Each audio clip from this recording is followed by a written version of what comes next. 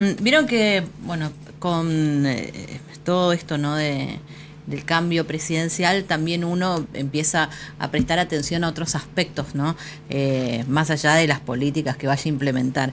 Y hay algo que es bastante llamativo, que es la cuestión espiritual, ¿no? De Javier Milei, al punto tal que está en Estados Unidos, ya el viernes iba a hacer este viaje, que tiene una parte de reunirse con banqueros, con funcionarios y demás, pero además ir a visitar un lugar, una tumba, de quien sería para él una especie de líder espiritual, que la verdad yo no lo conozco, no lo había escuchado antes, sino hasta Es un ahora referente con muy importante de la comunidad el judía. judaísmo, claro. Entonces digo, ¿qué significa esto, no? Y bueno, hemos convocado a alguien que sabe, que nos va a poder ayudar también a entender un poco más, que es el rabino doctor Fischel Slagen. Él es profesor investigador de la UBA y es miembro de la Academia de Ciencias del Vaticano. ¿Qué tal? ¿Cómo le va? Gracias por estar en contacto con nosotros. Hola, muy buenos días. Un saludo a toda la audiencia. Muchas gracias por comunicarse. Bueno, empezamos por el principio. ¿Quién es el Reb de Lubavitch, si está bien pronunciado así, cuya tumba va a ir Milei a visitar ahora? Sí, ¿quién era? Él ¿Quién era? fallece en ¿Quién el es? 1994. Ajá. Bueno, fue uno de los tantos rabinos muy notorios en el siglo XX. Este, Fue el último de la dinastía de lo que se llama el movimiento jasídico Lubavitch. Lubavitch es por la ciudad Ah. en la que se funda ese movimiento. Dentro de la ortodoxia judía existe lo que se llama el movimiento jasídico, que es un Mm. movimiento con tendencias más místicas, ¿no es Mm. cierto? Y que tiene ciertos personalismos carismáticos, entre ellos, ¿no es cierto?, el rabino Menachem Mendel Schneersohn, que fallece en Ajá. 1994, que era un rabino muy notorio, un rabino muy consultado incluso por los propios presidentes de Estados Unidos, desde Kennedy hasta Carter, incluso Reagan también lo consultaba. Una persona muy sabia, y bueno, cuando él fallece, ¿no? Se arma lo que se llama el Oel. Oel en hebreo quiere decir tienda o carpa, ¿no?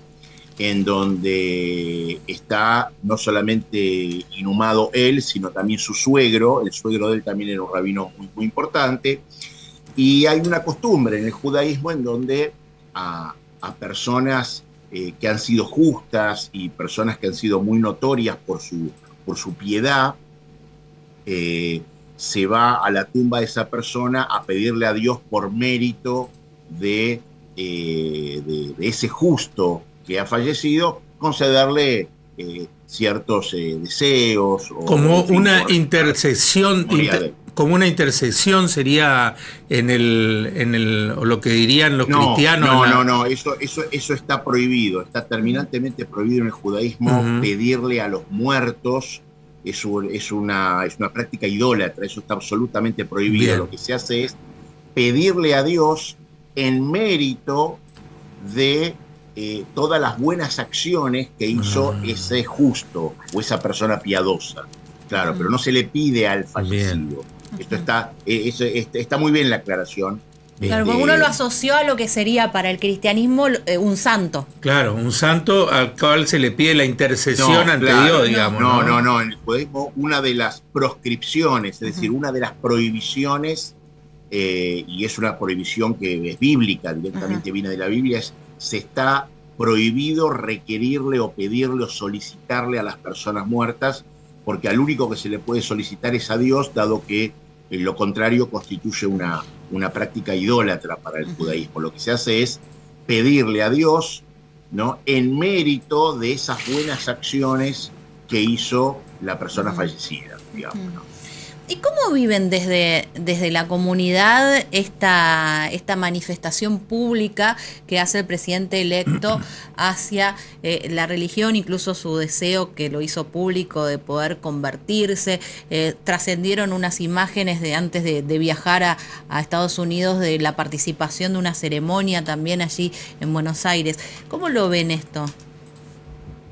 Sí, la ceremonia que tuvo lugar el sábado Ujú. por la noche es la ceremonia ritual que hacemos todos los judíos cuando termina el Shabbat. El Shabbat comienza el viernes Ujú. a la salida de las primeras estrellas, el viernes al anochecer, y finaliza el sábado al anochecer. Al finalizar, se hace una bendición para separar, para distinguir el día santo de Shabbat respecto de los otros días laborales de la semana.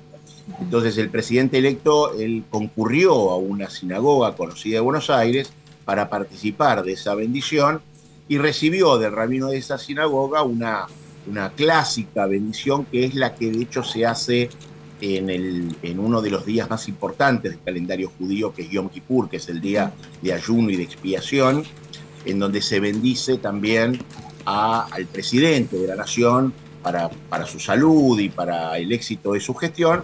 Bueno, él recibió también esa bendición por parte del rabino de esa sinagoga. A ver, la segunda pregunta es una pregunta muy interesante, porque claramente, digamos, siempre es bienvenido toda conexión que una persona tan importante como un presidente de la nación quiera hacer con Dios. Eso le da espiritualidad, le da también nociones de axiológicas, es decir, valores.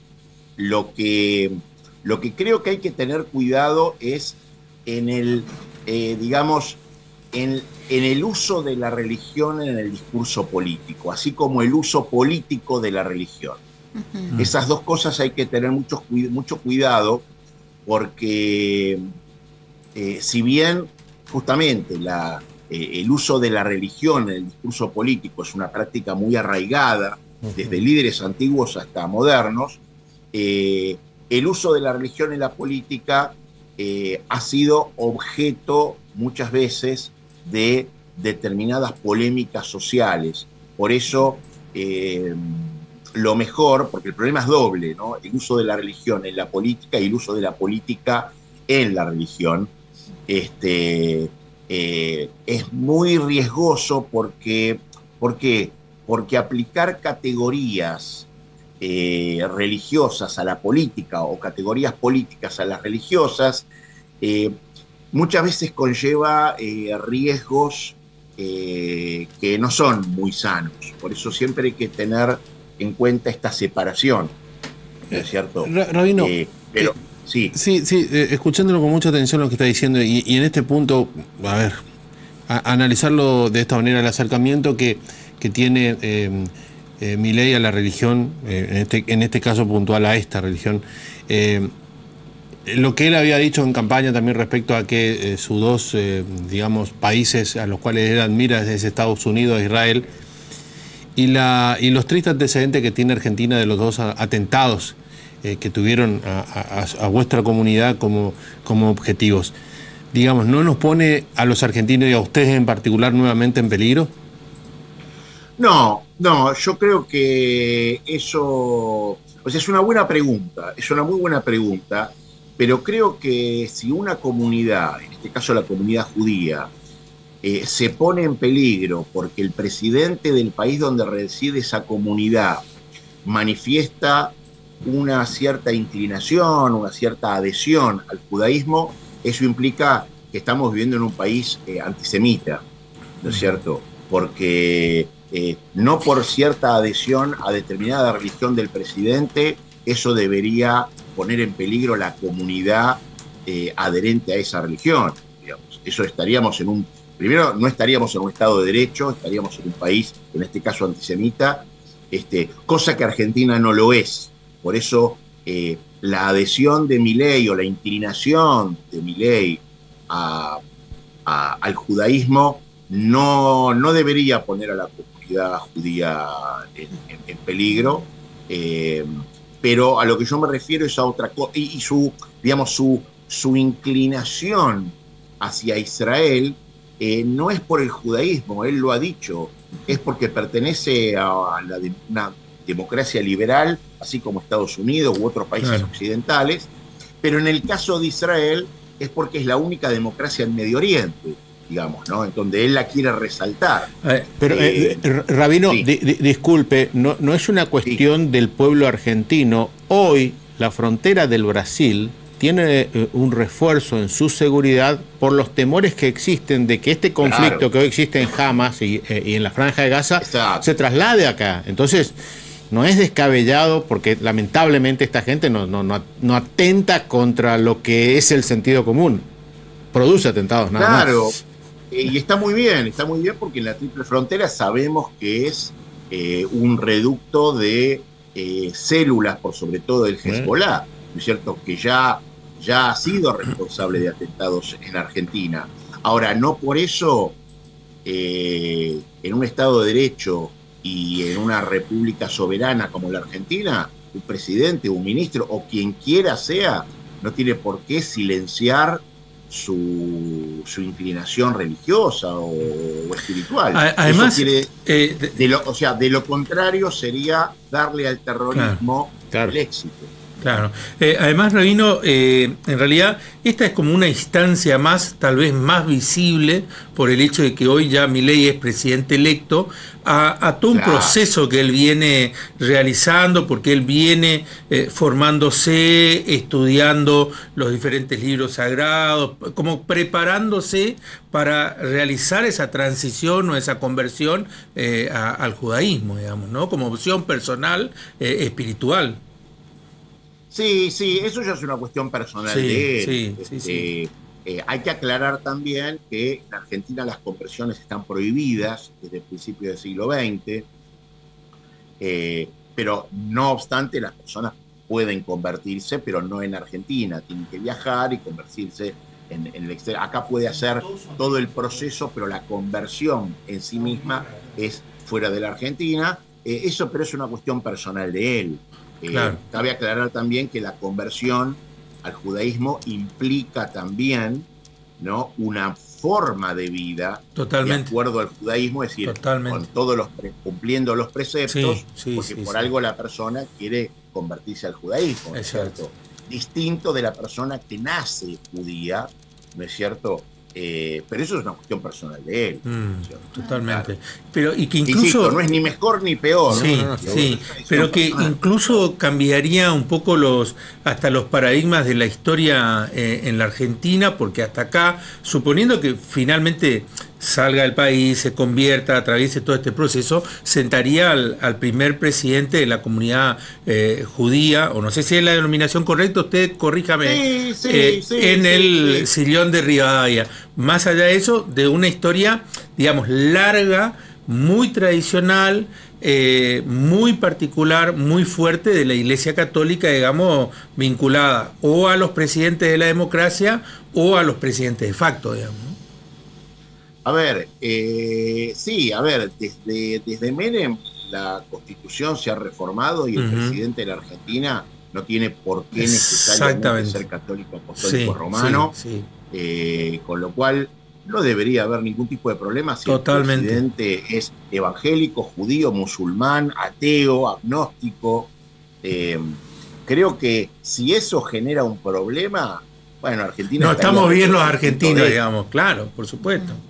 Estaría retrocediendo décadas. Me parece que ese es un problema, o sea, ni siquiera un problema, sería un tema muy menor respecto de las condiciones bajo las cuales hoy Argentina está viviendo y por sobre todo el pueblo argentino está viviendo. Totalmente. Claro. Pero insisto, si esto fuese un problema, Argentina estaría retrocediendo no años, décadas. Volviendo al rey de, yo digo Lubavitch, pero es Lubavitch, ¿o cómo se acentúa?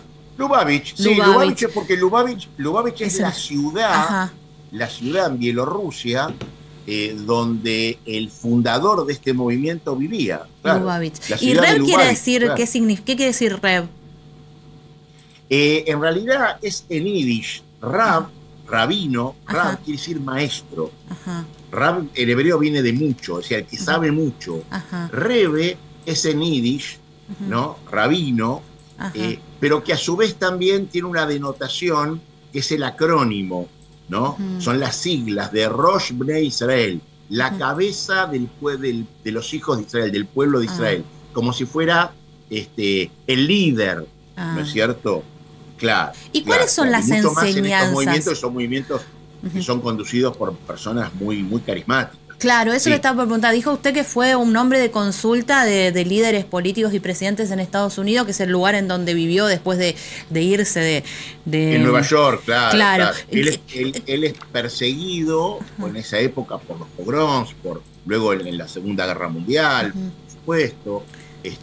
Él se va a Riga, que es Letonia, de allí, en fin, se casa con la hija de otro rabino muy, muy importante, que es el rabino Yosef Yitzhak Schneerson, que en la tumba está al lado, ¿no? Que él es su suegro.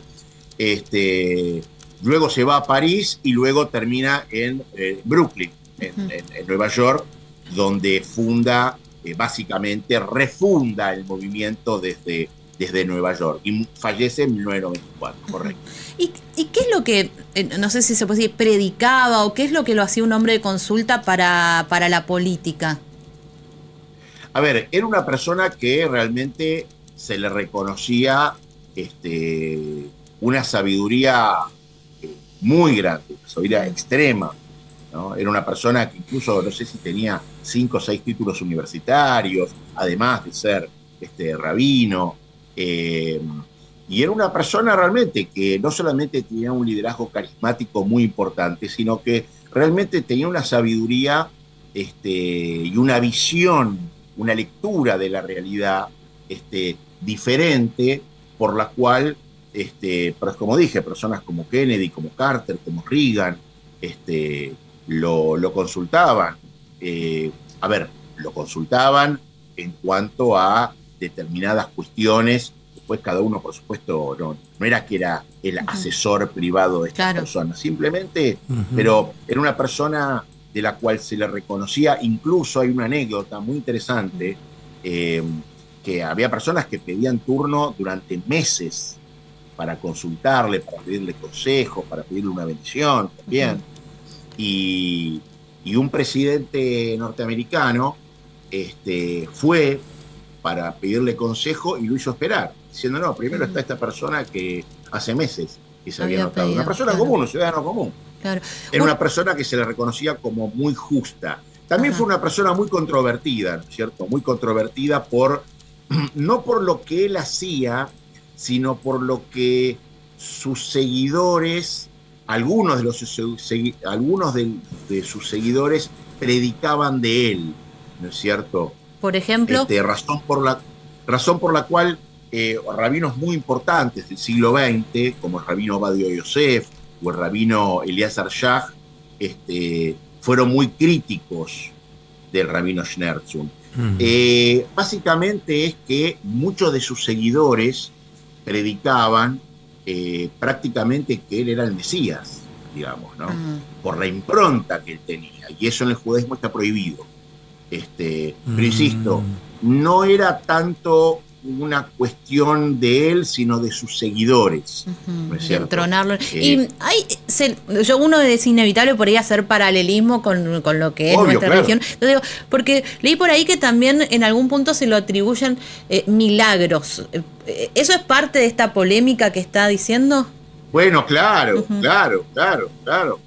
en el judaísmo este tipo de atribuciones mesiánicas, milagrosas, le ha acarreado al pueblo judío catástrofes.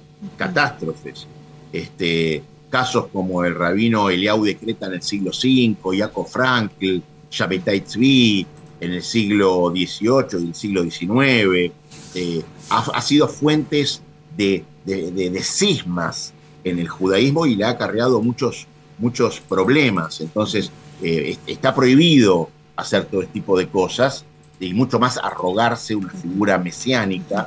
Pero insisto, esto no era tanto un problema de él, sino como de los seguidores de él. Generalmente los extremos se dan no tanto en la persona, sino en los seguidores y lo que predican, digamos, la exacerbación de los seguidores respecto de su figura carismática. Realmente era una persona terriblemente carismática, y fue el último de su dinastía. Él no tuvo hijos, fue el último de su dinastía, cosa que también colaboró a este halo mesiánico, digamos, tan criticado. Claro, que es un punto.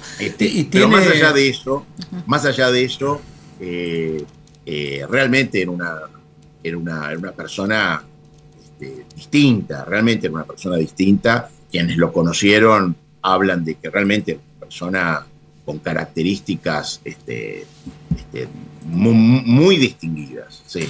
Él fallece por una hemiplegia. ¿Tiene como referentes, digamos, que sigan su doctrina aquí en la Argentina? ¿Rabinos, por ejemplo? Claro. El movimiento de Lubavitch, que es el movimiento jasídico de orden más dentro de la ortodoxia, el movimiento más místico, está en todo el mundo. Por sobre todo, su central está justamente en Brooklyn, ¿no es cierto?, donde él estaba. Pero es un movimiento que se ha esparcido por todo el mundo, por supuesto también en Argentina. Es un movimiento que se caracteriza por acercar, ¿no?, al judío que por ahí no está tan cercano o está más bien alejado de sus raíces, ¿no es cierto? Es un movimiento más bien, podríamos llamarlo proselitista en ese sentido, pero en el buen sentido, digamos, ¿no? Por eso es un movimiento que se llama jasídico, ¿no? Hasidim quiere decir piadosos. Este movimiento se funda en el siglo XVII. Pero sí, claro, en la Argentina tiene sus filiales. Claro. Y tienen a Rabino Schneerson como, por supuesto, su figura de mayor relevancia, ¿no es cierto? Claro. Doctor, muchísimas gracias. Ha sido muy enriquecedora la charla. No, por favor, gracias a ustedes. Bueno, Rabino Dr. Fisher Slagen, que sabe mucho y que nos está contando un poco de qué se trata. Bueno, cosas que por ahí no sabía. Yo, eso que estaba prohibida la conversión en Argentina, algo que yo no sabía que existía. Sí.